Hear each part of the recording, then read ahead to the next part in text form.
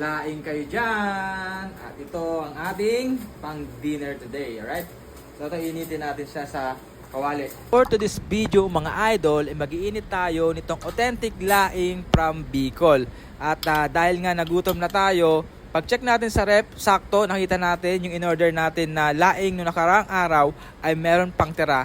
At ito, iinitin na natin siya para mas maging masarap ang ating kain. Ayan, paglagay pa lang natin sa kawali, naaamoy na natin yung amoy ng laing na ito. Talagang hindi natin maiiwasan na mas magutom. Alright? Buti na lamang nakita natin dito sa TikTok itong Josephina's Homemade Authentic laing from Bicol. Hindi na natin kailangan pa na magpakahirap na maghanap ng dahon ng laing at maghanap ng gata para magluto. Dahil with just one click ay pwede na tayo makapag-order itong authentic laing from Bicol. Andiyan na